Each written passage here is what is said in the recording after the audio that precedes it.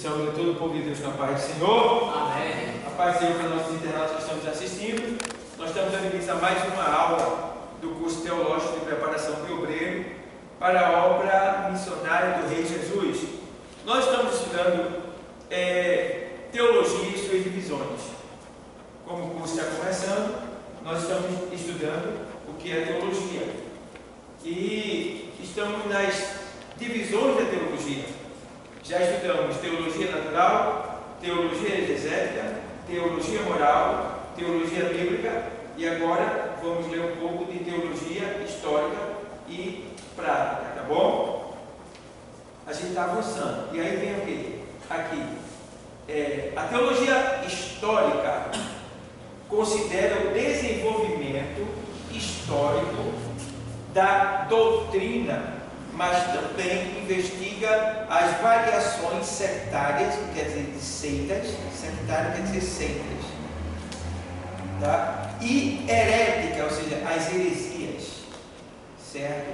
Então, para você entender melhor, considera o desenvolvimento histórico da doutrina, mas também investiga, ou seja, a teologia, ela investiga também as variações sectárias, quer dizer, de seita, as várias, diversas seitas, tá? E também as heresias. Então, com a teologia, no estudo da teologia, a gente pode entender quando vier uma seita ou quando vier uma heresia. A gente vai poder entender, discernir, saber que aquilo ali não tem nada a ver com teologia, que é o quê? O ensino de Deus. Amém? Então, aí vem. Também investiga as variações sectárias e heréticas da verdade. Ela abrange a história bíblica, ou seja, a teologia, ela trabalha com toda a história bíblica. Esse é o ponto da teologia, é falar sobre a Bíblia, porque a Bíblia é o conteúdo necessário para a gente. Ela tem 66 livros. Agora imagine, por que não entrou tal? Por que não entrou outro livro? Rapaz, a gente já está quase dando conta desses 66, porque tem gente que nunca nem leu, né? Imagine se tivesse mais. Então, graças a Deus, que quando o Senhor Jesus veio à Terra, Ele carimbou a nossa Bíblia. Pelo menos o Antigo Testamento, porque Ele estava vivendo, Jesus estava vivendo o Antigo Testamento. O Novo Testamento foi escrito com Jesus vivendo o Antigo Testamento, porque ele veio cumprir com a lei. Então ele teria que viver segundo a lei, cumprir com toda a lei para estabelecer o novo pacto, a nova aliança, que agora seria o Novo Testamento, a nova aliança. Então, ele carimbou a nossa Bíblia em Lucas 24, 44. O Senhor dá um carimbo nessa Bíblia, dizendo que convinha que se cumprisse tudo que estava escrito acerca de mim, né? Na lei, nos profetas e nos salmos. E ali ele dá ali para nós os livros, todos os livros do Antigo Testamento, ele carimba ali, né? E claro que o Novo Testamento é carimbado pelo próprio Jesus, com a sua vida, com as revelações do Espírito Santo e também pelo cânon das Sagradas Escrituras do Novo Testamento, que a gente vai estudar isso também lá na frente, o cânon das Escrituras, que é a vara de medir, ou seja, o julgamento dos 70 homens de Deus que julgaram quais livros deveriam estar no Novo Testamento e quais livros deveriam estar no Antigo Testamento. A gente vai estudar sobre isso depois. Então vamos lá. Aí aqui diz assim, no caso, heréticas, considera a teologia histórica, considera o desenvolvimento histórico da doutrina, mas também investiga as variações sectárias heréticas da verdade. Ela abrange a história bíblica, história da igreja, isso aqui é que você vê que história da igreja, história das missões, história das doutrinas e história dos credos e confissões. Está dando para entender o que é que a teologia ela faz? Ela estuda tudo isso aí para a gente, ela traz para a gente tudo isso aí, está tudo abrangido na teologia. visa também conhecer uma visão panorâmica, ou seja, bem aberta, das grandes fases da história universal. Universal quer dizer mundial. Tá? As relações da igreja cristã com o mundo, os conflitos de mentalidades, ideias e movimentos sociais e as ideias e eventos do passado que repercutem hoje em dia. Compreende a história antiga, medieval, moderna, contemporânea e atual. Então, a Bíblia, ou seja, a teologia, usando a Bíblia, nos dá entendimento de tudo que existe na Terra, de todo comportamento, de todo comportamento humano, da criação. Ela abrange tudo. Então, com a Bíblia, estudando teologia, nós não teremos nenhuma dificuldade de entender, de certa forma, Deus. E ninguém entende Deus, né? Mas entender que Ele é Deus, que Ele é, né? Que Jesus é o Filho de Deus. Entender todo esse panorama, né, de Deus para um ser humano. Então, é estudando teologia que isso acontece. Amém, pessoal? Então, vamos lá. A teologia prática é o uso prático da própria o quê? Teologia, como resultado da influência na vida do homem. Então, veja bem, a teologia prática é o uso prático da teologia na nossa vida. E aí diz assim, ó, ajudando-o a levar adiante o reino de Deus no mundo. Ela se expressa pela homilética, que eu já falei para vocês. Quem lembra o que é homilética? Homilética, está aqui, eu falei no começo. Homilética é a arte de pregar. Tá bom? Homilética é o quê? Arte de pregar. Eita, Cassiano, homilética é o quê? Arte de pregar. Eita, homilética virou aqui, ó. Então, a arte de pregar. Aí foi aqui também assim, ó. Ajudando a levar adiante o reino de Deus no mundo. Ela se expressa pela homilética, pela prática eclesiástica. A prática eclesiástica é quando você vive envolvido nas coisas da igreja, do ministério, entendeu? Prática eclesiástica, tá bom? Se refere à eclesiologia, que é as questões ministeriais da igreja. E, fundamentalmente, pela hermenêutica. Então, os fundamentos do ensino da teologia prática vêm pelos fundamentos da hermenêutica. O que é hermenêutica? Que a gente aprendeu também no começo. Está aqui escrito. A Bíblia. Hermenêutica é a Bíblia. Muito bem. É a Bíblia interpretando a própria Bíblia. Tá bom? Aí chega uma pessoa que é, digamos, grosso, né? Ignorante. Porque, biblicamente falando, ignorante quer dizer uma pessoa que não tem conhecimento. Aí ela diz: se a hermenêutica é a Bíblia explicando a própria Bíblia, então eu não preciso de mais nada, porque a Bíblia já explica ela. E aí? O que é que você diria? Nós temos muitos argumentos para derrubar um argumento desse, para refutar um argumento desse. Como já falei anteriormente, a gente tem o quê? A gente tem aqui diversos tipos de livros, né? A gente tem livros que falam sobre os pais da igreja, a gente tem livro que fala sobre o manual essencial da Bíblia, né? Aí vem livros que falam sobre sombras, tipos, mistérios da Bíblia. Mistérios da Bíblia. Você vê um livro desse, você vai descobrir muita coisa que você não sabe. Aí você vê um livro desse aqui, ó, que é Manual dos Tempos e Costumes Bíblicos. Isso aqui é uma delícia. O que você vai comer aqui é uma delícia, um negócio desse.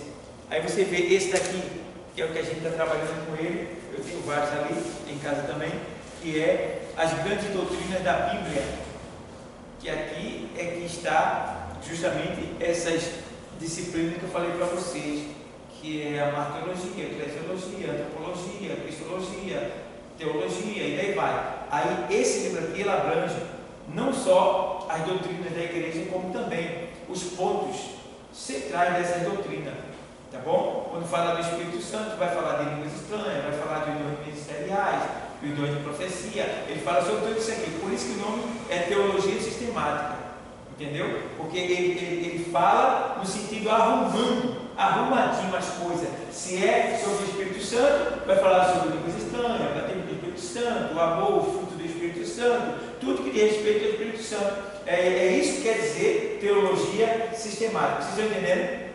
É quando um livro ele aborda as doutrinas da igreja, explicando os pontos daquela doutrina, tá bom? Esse aqui é um livro muito bom que eu indico ele, que é esse daqui, que é o de Raimundo de Oliveira, muito bom ele. Aí tem esse daqui, são livros que, Batalhas Espirituais, Medo e Ansiedade. Você pode estudar o que é isso aqui, que é medo, o que é ansiedade, por que tem ansiedade, por que a gente tem medo, como o medo atua, o medo é bom ou é ruim. Aí você vai, aí tem aqui, esse aqui, teologia sistemática. Tem mais coisa do que esse aqui ainda, porque já é outro escritor, você vê já pelo conteúdo, mas já é outro, tem outros em casa. Então, esse aqui tem muito mais coisa, tem muito mais linguagem. Tá? Aí tem também manual litúrgico para aprender como fazer todo tipo de cerimônia na igreja, manual do pastor, como ele deve proceder. Aí vem dicionário bíblico para você aprender algumas coisas relacionadas a palavras que você não sabe. O credo da igreja, declaração de fé, credo da igreja, de modo geral. Então você vê que, como é que o camarada vai dizer para a gente que só a Bíblia basta? A Bíblia é nosso livro de prática, de regra e de fé, certo? Mas quando se trata de ensinar a Bíblia, eu não posso ter só a Bíblia, certo? Eu tenho que ter recursos para ensinar a Bíblia. E os recursos é isso. São piscinas para que eu possa, primeiro, quem é que aprende a nadar no mar? É difícil, né? Aprender a nadar no mar, porque o camarada pode morrer logo de primeira. Ele aprende a nadar no rio e numa piscina, para depois ele ir para o mar. Então, para eu vir para o mar, que é a Bíblia, eu tenho que ir primeiro para a piscina. Piscina, certo? Claro, todo novo convertido, ele não tem condição de ler o livro, ele vai ler o Novo Testamento. Aceitou Jesus, lê o Novo Testamento. Depois, lê o Antigo Testamento. Depois que você lê a Bíblia, procure um livro. Lê o livro sobre a Bíblia. Aprenda. Livros temáticos. E aí você vai se desenvolvendo. Então, esses são os recursos que a gente precisa para que a gente possa ensinar melhor a Bíblia, entender melhor a Bíblia, para que a gente possa passar para as outras pessoas. Amém, pessoal? Estão entendendo? Então, a teologia prática, ela envolve tudo isso. A gente precisa estar informado. A gente tem que ouvir ou ver jornal. Antigamente era ler jornal, mas jornal não tem mais, nem tem jornal, né? Talvez tenha algum lugar perdido aí, mas hoje em dia tudo é na internet, então a gente tem que ouvir, ver, né? Jornais, informações, para que a gente possa informar para a igreja. Se você vê, eu passo madrugadas estudando para buscar conhecimento quando vem uma doença, né, o efeito dessa doença, e eu saio buscando tudo isso aí. Quando uma coisa me incomoda, eu vou atrás para ensinar para a igreja. Eu me lembro que um tempo desse aí, há uns 4 anos ou mais, eu fiquei incomodado, porque eu vi algumas crentes morrer com câncer de mama. Vi também uma jovem, que eu conheci, ela uma jovem de 15 anos, ter câncer de mama e perder o seio. céu, por que a mulher está tendo tanto câncer de mama? Tem uma explicação. Eu comecei a estudar, a orar a Deus, pedir a Deus sabedoria, discernimento. Aí comecei a entrar na internet, no YouTube e tal, fui buscando lá a saúde e tal, lendo a Bíblia tal, de repente descobri o que é que causa câncer e que não vai parar de tão cedo, pelo contrário, vai aumentar. Aí eu disse, meu Deus do céu, descobri 3 fatores que causam o câncer de mama. 3 elementos que causam o câncer de mama. Um é o cloro. Aí você diz, então nunca voltei, pastor, porque eu tomo água filtrada, mineral. Sim, você toma água mineral, mas você faz comida com água mineral? Você lava as frutas com água mineral? Você faz café com água mineral? Não. Toda comida que a gente come é com cloro. É cozinhada com cloro. Toda comida. O cloro tira o iodo do corpo. Quando o iodo sai do corpo, aparecem nódulos e tumores. Aí o outro fator que eu descobri também, flúor, que está na pasta do dente. Flúor é um componente químico que já foi excluído dos Estados Unidos e a gente usa ele aqui. Não era para usar, porque o flúor provoca câncer, nódulos, cistos, porque ele tira o iodo que é produzido pela tireoide, o hormônio, e aí provoca cistos e nódulos. E o outro fator é brometo, que está no pão. Quem come pão, come brometo. Quem come brometo, elimina o iodo e fica suscetível a tumores malignos. E por que as mulheres têm mais? Porque a parte do seio é muito sensível. É uma sensibilidade terrível que a mulher tem no seio. Aí ele fica mais fácil de qualquer tipo de doença, no caso do câncer, né, atacar. Aí tá bom, descobri. Então já descobri o que é que causa câncer nas ovelhas. Agora eu preciso da cura. Deus cura, nem sempre. Porque a gente tem que buscar nossos recursos. Quando a gente não consegue, a gente busca de Deus. Porque Deus não deu? Deus deu tudo para a gente viver. Mas em virtude do pecado a gente não tem a plenitude de tudo. O pecado nos cegou. Então eu descobri também, eu trouxe aqui, quem participou da aula de saúde, está lá na internet, eu trouxe aqui o suplemento, tudinho. Eu mostrei o melão de São Caetano, que o chá, ele cura, né, ele elimina o câncer, ele não cura, mas ele evita de você ter. E o Lugol, que espelha os nódulos, que eu falei agora, que surgem. Ou seja, antes do nódulo aparecer, eles já são colocados para fora. Se tiver nódulo lá dentro, antes de ele aparecer, eles são colocados para fora. E isso eu fiz o teste na minha esposa. Eu tomo, ela toma, lá em casa todo mundo toma. E em mim só saiu um caroço nas costas. Mas na minha esposa saiu um monte de seio. Na parte de baixo aqui do lado, saiu na faixa de uns 10. Ou seja, não, o Lugol. Ela ia ter câncer de mama. Mas graças a Deus, a minha busca pelo conhecimento, meu desejo de não querer ver as ovelhas sofrer, de querer o resultado, eu consegui evitar que a minha esposa talvez a essa altura estivesse doente ou até morrendo, quem sabe? Porque saiu muito tumor, muito nódulo, saiu em volta do seio dela. O seio ficou preto depois, passou um tempo preto, ele saiu os caroços vermelhos, ficava preto e morria. Ele faz assim, solução do Lugol. Então, tudo isso está no canal, está lá a aula de saúde, que é a aula 65, está lá. Então, eu procuro buscar conhecimento.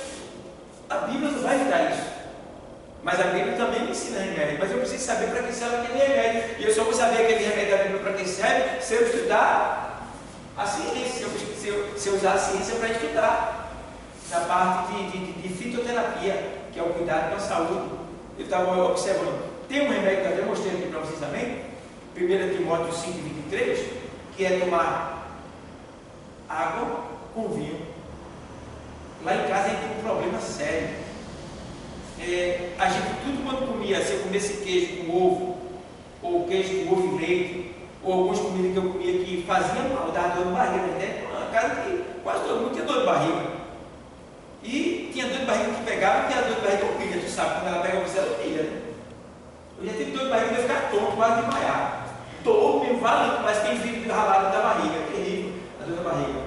Pronto. Quando eu aprendi o que Paulo mandou Timóteo fazer, nunca mais a gente sofreu lá em casa, acabou. Então eu faço as compras, já vem uma garrafa do vinho que fica lá no armário.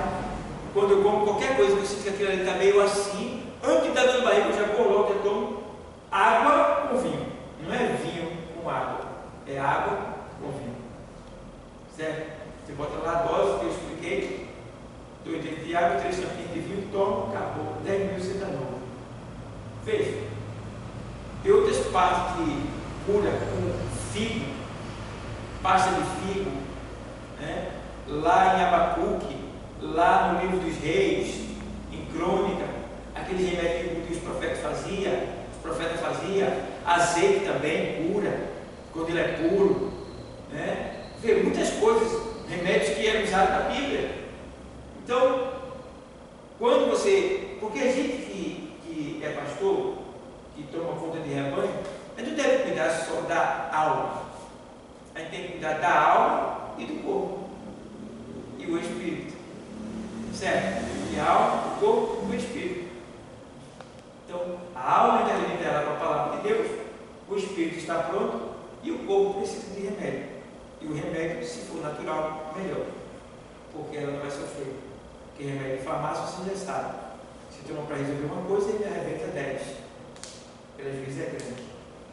Tá? É como quando você vai tomar um remédio de farmácia, o remédio diz assim para você: e quer que eu ajude você? Quer? Tá bom. Eu ajudo você agora, mas depois limar, tá bom? Eu ajudo você agora, mas depois limar, tá bom? É remédio de farmácia, infelizmente. Pode ver na bula. Esse remédio é eficaz para isso e isso, mas também prejudica isso. Olha aí. Tu tomasse para aliviar uma coisa e prejudicasse 10. E lá na frente tu vai ter.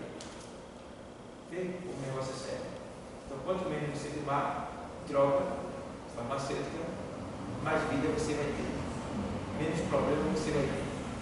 Certo? Então, isso tudo faz parte da teologia que eu estou falando para vocês. Estou falando sobre o quê? Cuidados com o corpo, com a alma, com o espírito. Faz parte da teologia. Abrange esse ensino. Certo? Para que vocês entendam. Aquele texto ali diz o quê? Olha lá. Cuidado, dever, cuidado, Certo? Então, aquele texto ali é um textual para que todo bem coloque ele para na sua vida. Tem cuidado de ti mesmo e da tua doutrina. E ele manda ter cuidado ao ponto de você perseverar. Porque se você fizer assim, fazendo assim, salvarás tanto a ti como aqueles que te ouvem. Então, se você fizer aquilo ali, você vai estar bem de saúde, vai estar com sabedoria, e as pessoas que estiverem em tua volta ainda vai ser salva por tua causa. Vê? Que coisa interessante, né? Então, amém? Alguma pergunta? Amém. Então vamos lá. Teologia sistemática. É isso? Aí a gente parou aqui, né? Agora a gente vai para a teologia sistemática. Porque aqui sobre o.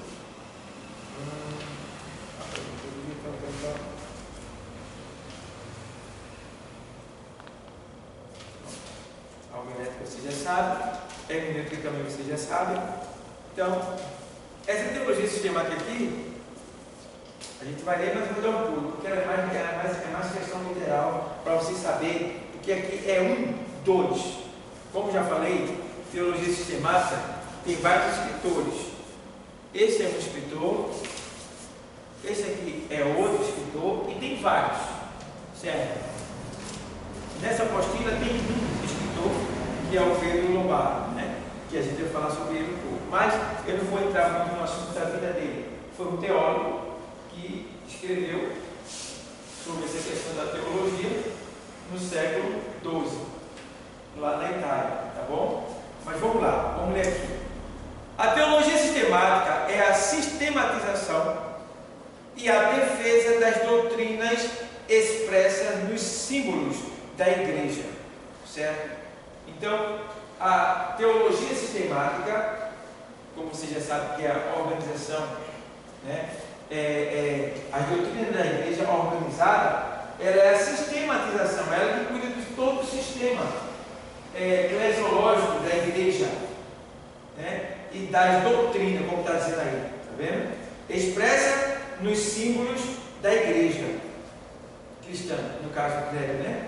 O objetivo é apresentar uma visão clara e organizada dos principais temas da fé cristã, tem por base principal o material fornecido pelas Escrituras, mas servindo-se também de outros ramos do conhecimento, como filosofia, que é a arte de pensar, história, que se refere a toda a nossa história humana, psicologia. Veja, o que é teologia, ela abrange, e muitas pessoas não fazem ideia, e a gente precisa levar isso em consideração. Uma das coisas que eu mais uso em aconselhamento, em evangelismo, é a psicologia. Porque o que é a psicologia? Aqui a psicologia, aqui ó, psicologia é a ciência que estuda o comportamento, o quê? Humano. A psicologia, a filosofia é a arte de pensar. A psicologia é o comportamento que estuda a ciência, ou seja, a psicologia é a ciência que estuda o comportamento humano. Então, claro, se você vai pregar, você tem que entender o comportamento das pessoas que ali estão, o seu comportamento também, tudo está envolvido ali.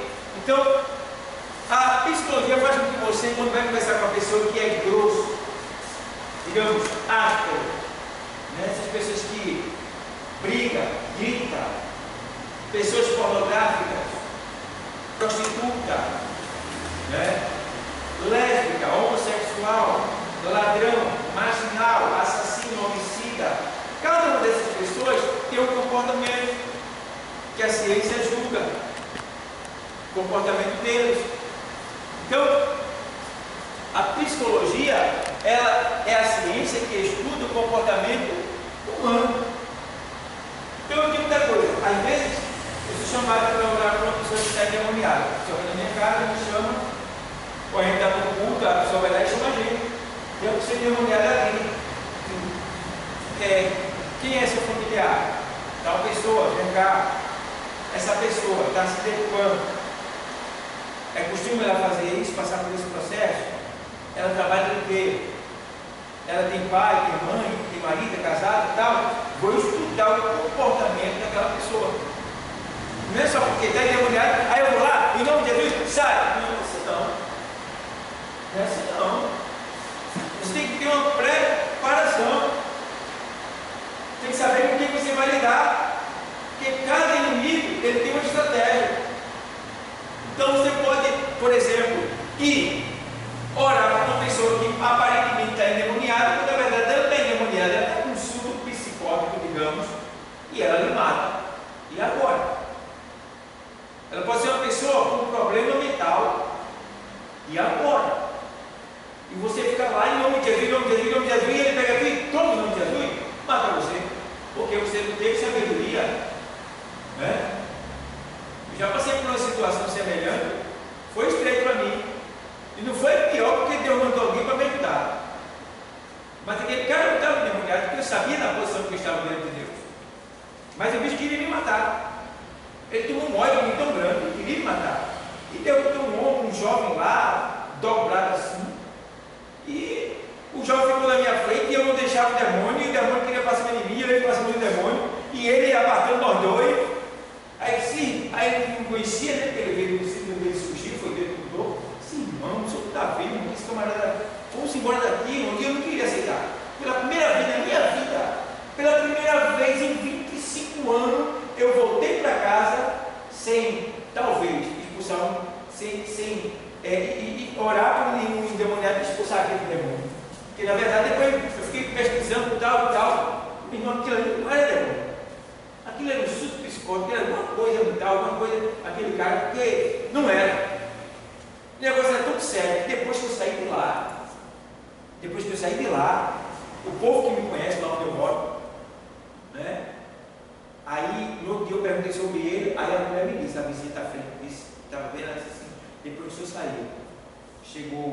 4 caras. E disse assim: o que é que esse cara fez com o irmão? Aí ele disse: não, ele está assim. Não, a gente vai resolver isso agora, vai botar ele do outro lado agora. E matar ele. Porque a gente conhece a vida daquele irmão que estava aí, ó. A gente sabe quem é ele. Ou seja, veja que situação. Veja que situação. E o cara ficou lá e depois entrou, foi para dentro de casa e normal. E até hoje, que ficou na minha mente, eu fui orar, fui perguntar, eu fui estudar sobre psicólogo, questões psíquicas e tal. Rapaz, não bateu. Só esse aí, na minha vida, que eu fui e não consegui, ou seja, porque de imediato eu cheguei na minha casa de madrugada, meia-noite e pouca. Quando eu cheguei na rua, tinha na faixa de uns 12 a 13 crentes, tudo louvando, e o cara lá sentado na escadaria. Aí eu perguntei: o que foi? Ele ficou ali. Aí eu fui para cima do cara. Mas só que Deus é tão maravilhoso que me livrou daquela. Que até hoje eu chego a pensar: isso aqui não é meu. Então, são coisas que você vai lidar, tem que estar preparado. E veja o livramento que Deus me deu. Deus me deu que até hoje eu não conheço aquele cara, nunca vi ele, mas ele ficou, se entrou no meio dele e me defendeu o tempo todo. Porque o bicho pegou, o bicho foi ali, olhou para mim assim: não gosto de você não. Aí foi lá, pegou uma cerâmica, pedaço assim, para me matar. Fui lançado. Outra vez estava no culto, chegaram ali: olha, tu só dá você ir lá. Aí foi eu e o meu pastor na época. Fui conversando com a pessoa, tá, perguntando tudo. Aí quando chega, aí tá aí dentro. Aí o pessoal pega a gente, ó, empurra lá dentro e vira. Entendeu? Aí pegou aí, a gente abriu a porta assim, tudo lá dentro, a gente entra, né? O pessoal fecha a porta. Ué, como que ele diz assim, te vira aí. Olha, aí a gente estava numa casa escura, o cabo endemoniado, cheio de água do lado dele, que não era água de revólver, mas assim, um jarro, né, um cinzeiro, alguma coisa que ele poderia pegar e partir para cima da gente e tal. Aí o bicho começou aí isso aí, graças a Deus, a gente venceu. Mas é muito difícil, não é fácil não. Esse combate face a face, pessoal do diabo, não é fácil. Não é fácil. Certo? Então, você vê que o próprio Jesus, ele travou com as lutas. Não é que ele não tinha poder, é Jesus. Mas o bicho é que resiste. O gadareno mesmo, ele não saiu de imediato. O Senhor disse: sai dele. Aí ele não saiu. Ele disse: permite que a gente entre. Entendeu? Depois que ele saiu. Alguns que ele foi expulsar, o bicho veio ele e se escava, berrava, tal, ele tinha que dizer: quieto! Deixa ele agora! Aí é quando saía. Então, tem batalha que não é fácil. E a gente tem que estar preparado para isso. E a psicologia é justamente para você estudar esses comportamentos, para que você não venha cair numa cilada. Porque, meu irmão, para você escapar de uma cilada, só se você lutar karatê. Porque você pegar um cara que ele não está endemoniado, mas ele está com um surto psicótico ali, alguma coisa parecida ali, meio doido. E a turma pega, joga tu lá. E agora? Aquele bicho tem, esses dois têm força de gigante. E agora? Só Deus para te livrar. Então a gente tem que ter cuidado. Temos que ter cuidado. Tá bom? Então a psicologia é justamente para isso aí. Para a gente aprender o comportamento humano. Tá bom? Então a psicologia é a ciência que estuda o comportamento humano. Aí vem. E os processos mentais. Tá vendo? E os processos mentais que o envolvem. Então precisamos estudar a mente das pessoas. E você estuda pelo que ela fala, pela maneira que ela se comporta, entendeu? Aí você começa a ver o comportamento daquela pessoa, de tal maneira que quando você chega a determinado estágio da sua vida, lendo a Bíblia, estudando, você está olhando para a pessoa, você já sabe a vida da pessoa, já sabe a vida da pessoa. Quem é aquela pessoa? Por quê? Pela fala dela, pela forma de conversar, o que ela está falando, o comportamento dela, a fama dela. Você tem, o quadro da vida daquela pessoa. Então, a psicologia também ajuda nisso daí. pega uma pessoa que está perturbada, o que ele faz? Ela senta do lado dele, deita lá, e ele diz toda a sua história. E ele vai ouvindo. Aí chega lá, tem um ponto da história dele, que é um ponto-chave, que o psicólogo pega e diz, olha, o ponto da vida. Isso aqui está arrebentando uma vida dessa pessoa. Ele vai trabalhar em cima de tudo. E nós somos psicólogos. Porque o nosso Senhor, Ele é o maior psicólogo. Ele conhece a gente porque Ele é onisciente. Bom? Então, ele estuda os processos mentais que o envolvem, o corpo humano, o ser humano. O objetivo da psicologia é compreender os sentimentos e emoções, ou seja, os sentimentos, emoções, impressões e outras questões que fazem parte da vida de uma pessoa. Está dando para entender? A psicologia, ela estuda esses pontos, para que você venha compreender as emoções da pessoa, as impressões e outras questões que fazem parte da vida de uma pessoa. Isso é o que a psicologia ensina. E nós precisamos estudar psicologia. Porque se você não estudar psicologia para estudar as pessoas fazem psicologia e estudam você. Você pode estar no lugar e a pessoa olhando para você e conhecendo você, saber quem é você. Entendeu? E nós, que temos a Deus, sempre de oração, busca de discernimento espiritual, junto com a psicologia, irmão, entre uma pessoa, revelação completa. Da parte espiritual e da parte física, moral, mental, emocional, você vai ter o retrato. E aí, ó, você pode falar com ousadia com aquela pessoa e ela termina se rendendo para Cristo. Tudo isso envolve. Tudo isso aqui que está dentro é arma para a gente conseguir vidas para Cristo, tirar vidas de lá para cá. Entendeu, pessoal? Então, aí vem a teologia sistemática, ela mexe com tudo isso aí. Né? Aí vem principal, assim, vou ler aí diz aqui assim: a teologia sistemática é a sistematização e a defesa das doutrinas expressas nos símbolos da igreja. O objetivo é apresentar uma visão clara e organizada dos principais temas da fé cristã. Tem por base principal o material fornecido pelas Escrituras, mas servindo-se também de outros ramos do conhecimento, como filosofia, história, psicologia e ciência. Então, a filosofia é a arte de pensar, tá bom? A gente também precisa ter cuidado com essa questão da filosofia, porque a gente deve pensar bastante para executar, para fazer, para falar, para conversar, para evangelizar, para fazer tudo. Devemos pensar bastante. Tá? E tem gente que toma algumas decisões precipitadas, são decisões primárias. Fala o que vem na cabeça, faz o que está na cabeça. Isso é um grande erro. Então, uma das qualidades de quem serve a Deus é não ter pressa. Não é que você vai ser aquela pessoa lerda, mas você não vai se apressar. Você vai fazer tudo no tempo certo. Com muita palavra. A tudo é o tempo. Ciência.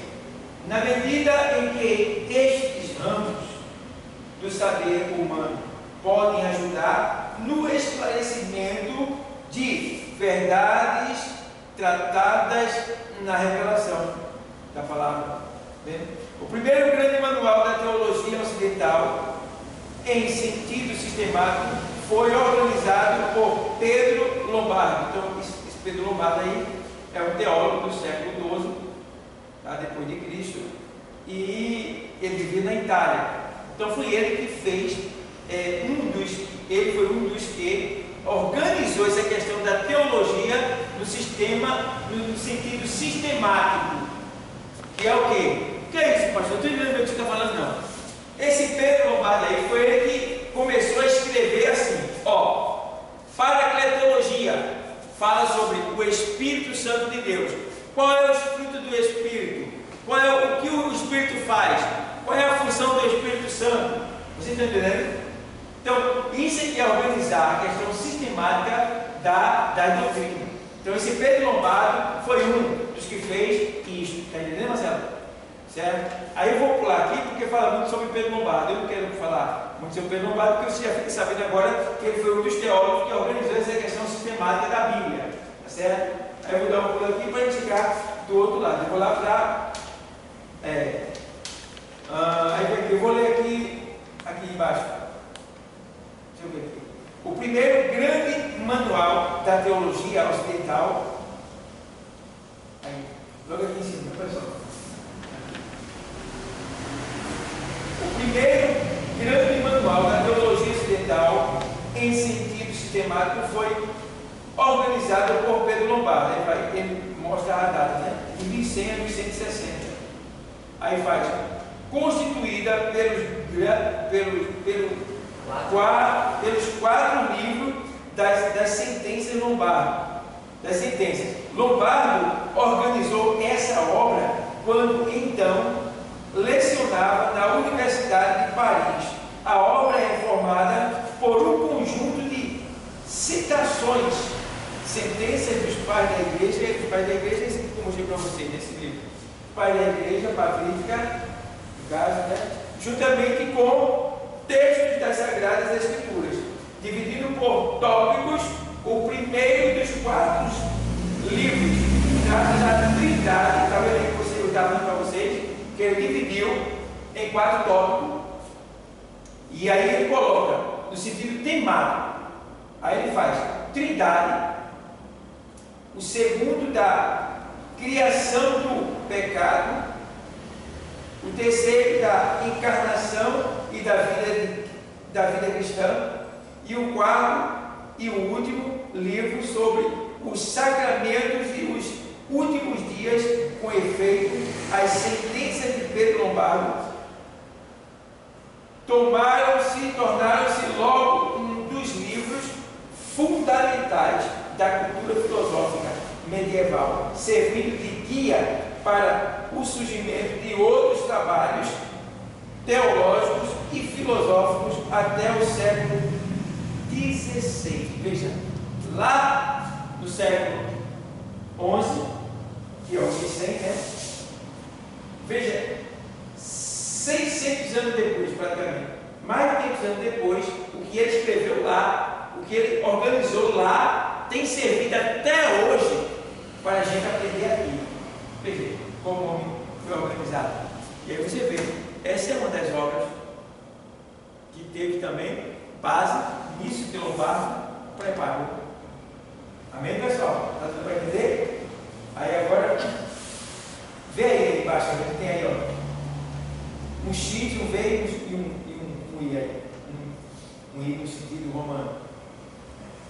Tamanha influência pode ser percebida na famosa obra de Tomás de Aquino, Suma Teológica, por exemplo.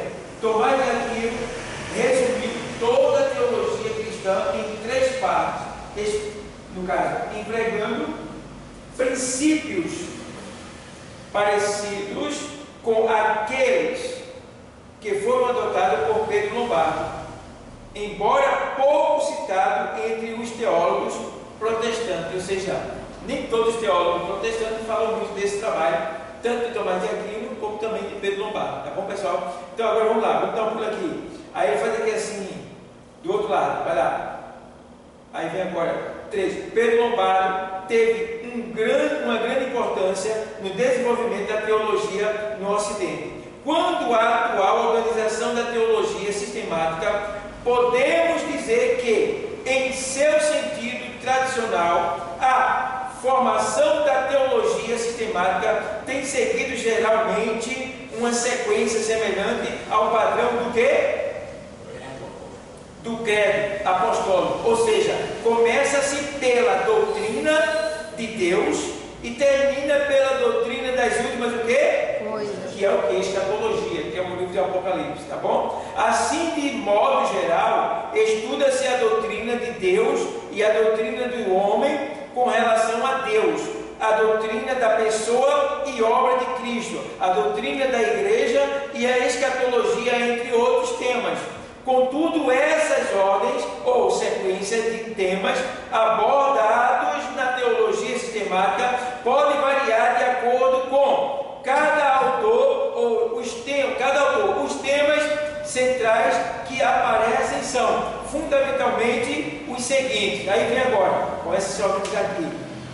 Introdução à teologia, que é isso que a gente está estudando. Aí vem agora, teologia. No caso, doutrina de Deus. Teologia. Hã? Teontologia. Perdão, teontologia, doutrina de Deus. Cristologia, doutrina de Cristo. Pneumatologia, doutrina de quem? Espírito Santo. Amartiologia, doutrina de quem? Pecado. Soteriologia, doutrina de quê? Salvação. A antropologia, doutrina de quê? Ser humano. Escatologia, doutrina do quê? Das últimas coisas. Eclesiologia, doutrina do quê? Da igreja. Está dando para entender? Está dando para entender alguma coisa, pessoal? Tá? Então, a gente agora vai estudar página 3, é isso? É a última? Página 3. A gente agora vai estudar como se deve estudar teologia. Como se deve estudar teologia?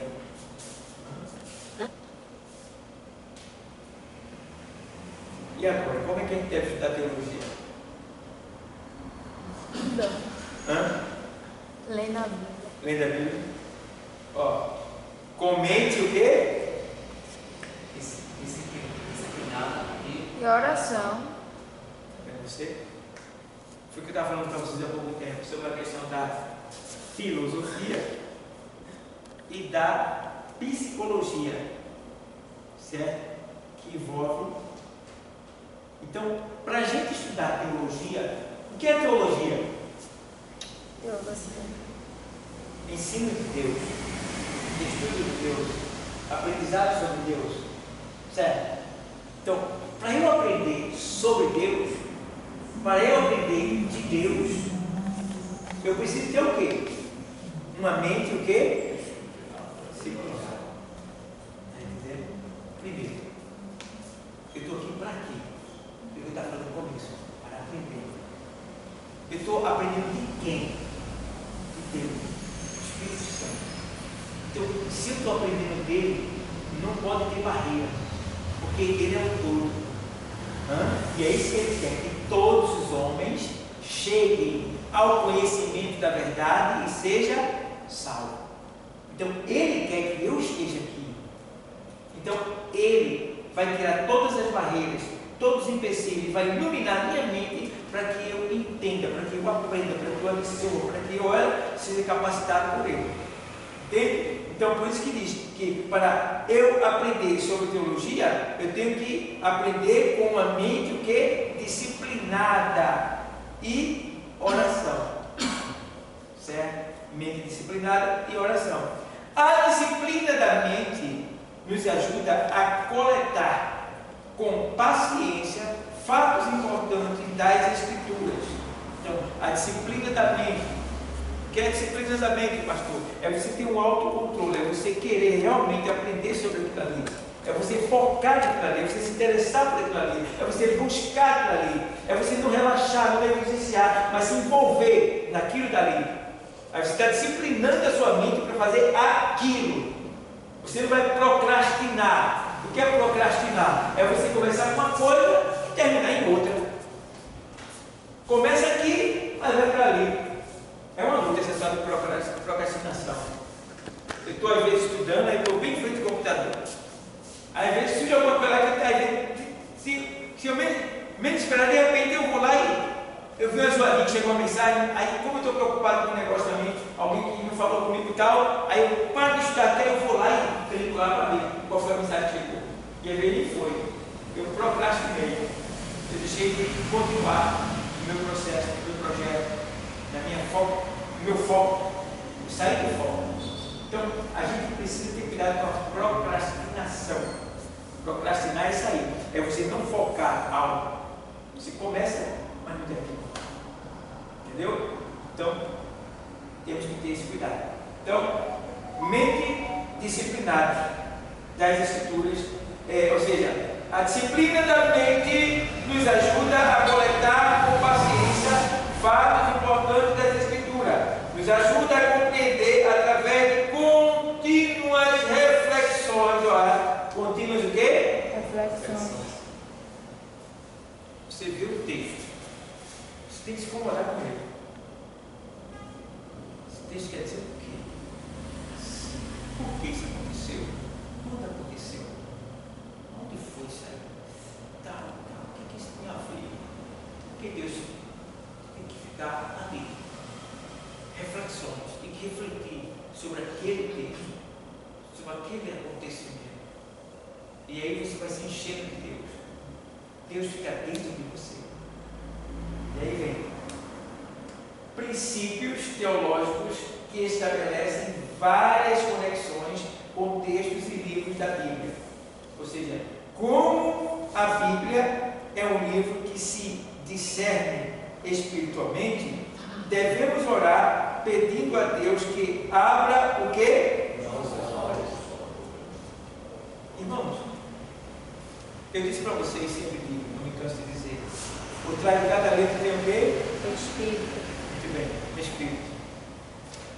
Aqui está falando de olhos. Pedir a Deus para que Deus abra os nossos, o quê? Aqui é o sentido literal.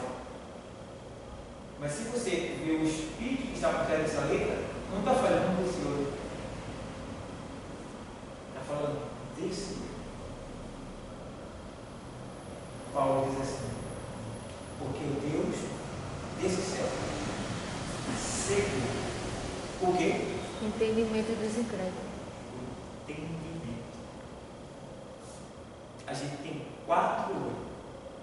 Tem esses 2 olhos daqui e tem esse olho daqui. Eu poderia dizer que temos 3 olhos. 2 aqui e 1 aqui. Mas isso daqui é central, o tudo. Porque esse daqui, até quem é cego vê com ele. Você já viu que o cego não enxerga mais? Entendeu? Então, quando eu digo aqui assim, ó, devemos orar para que Deus, né, Deus que abra os nossos olhos, para podermos o quê? Contemplar as maravilhas de sua lei. Então, mistério. Orar a Deus para Deus abrir, não esse olho que está aberto. O olho que fica fechado na gente é esse. O olho, a dificuldade está aqui, nesse olho. Então, se eu pedir a Deus que Deus abra os meus olhos espirituais, ilumina a minha mente, os meus olhos, meu irmão, você vai sentir uma diferença para você. É como se você estivesse lendo e você já fosse um professor, porque você está lendo e está entendendo o que você está lendo. A Bíblia começa a se abrir para você.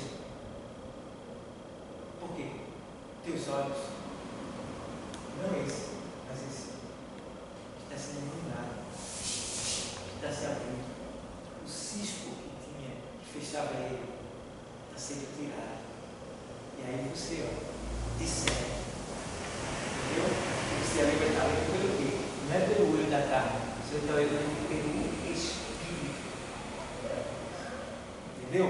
Então aqui, ó, ele diz: podemos interpretar as maravilhas de sua lei, para que possamos interpretar as maravilhas da sua lei. Aí a gente lê lá em. Eu vou deixar isso aqui para a próxima semana. A gente entra nesse assunto.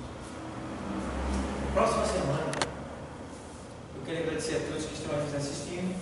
Pai do Senhor para todos.